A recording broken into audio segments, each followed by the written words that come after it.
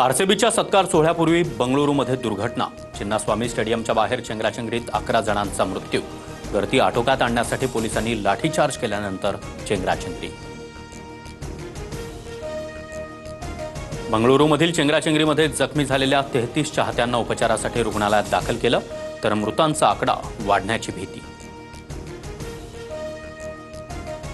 कर्नाटक विधान भवन परिसरामध्ये आरसीबीच्या खेळाडूंचा सत्कार। एकीकडे चाहत्यांच्या मृत्यू तर दुसरीकडे विजयाचा जल्लोष। कर्नाटकचे मुख्यमंत्री सिद्धरामय्या आणि उपमुख्यमंत्री डी.के. शिवकुमार यांच्या हस्ते खेळाडूंचा सत्कार। स्टेडियमची क्षमता 35,000ची होती, मात्र 2 ते 3 लाख लोक आल्यानं चेंगराचेंगरी। गर्दी नियंत्रणाबाहेर गेल्यानं पोलिसांना सांभाळायला जमलं नाही। बंगळुरू आरसीबी चाहते मृत्यू प्रकरणी कर्नाटक सरकारची दिलगिरी।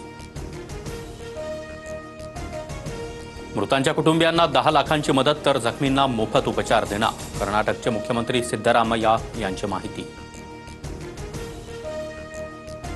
बंगळुरूमधील दुर्घटना अत्यंत दुःखद। जखमी लवकर बरे व्हावेत अशी मी प्रार्थना करतो। पंतप्रधान मोदींकडून शोक व्यक्त।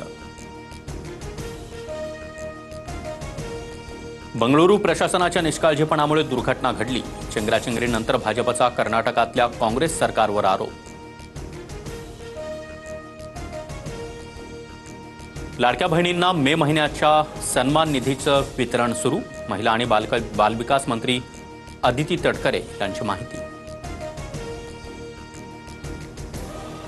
देशात 37 जणांचा कोरोनामुळे मृत्यू। 4,000पेक्षा अधिक सक्रिय रुग्ण, तर केरळमध्ये सर्वाधिक 1,400 कोरोना रुग्ण।